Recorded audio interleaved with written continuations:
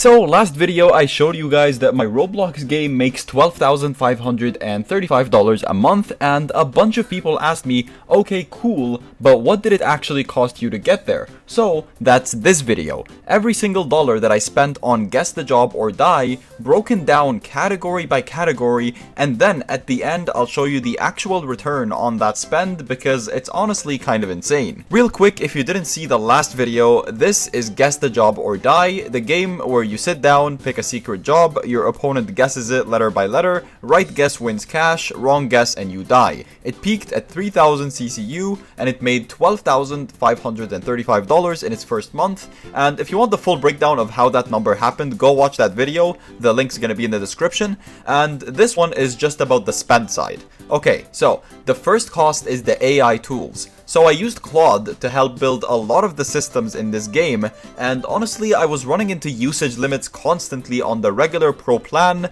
and I kept running out of credits mid-session, which was annoying, so I upgraded to Claude Max, specifically the 5x tier, which is $100 a month. That gives you 5 times the usage of Pro per session. And like, in terms of was it worth it, I think genuinely yes, because the whole point of using AI to build faster is defeated if you're sitting there waiting for your usage to reset. And the second cost, I brought in someone off of Discord specifically to help polish the UI. I paid him $50, and honestly that's a pretty small amount because it was just UI work and not full systems or anything complicated, so it was a quick and easy job for him. But this is actually a good lesson on its own. You don't need to hire a whole team or find a co-founder. You just need to identify the one thing that you're weak at and pay someone specifically for that piece instead of trying to force yourself to be good at everything. So now the third and the biggest cost is the ads. I set the campaign up at $20 a day and I ran it until it hit right around $179 total. And the reason I stopped there wasn't a fixed day count, it's because the game started getting players from home recommendations, meaning the algorithm was already picking it up and pushing it organically.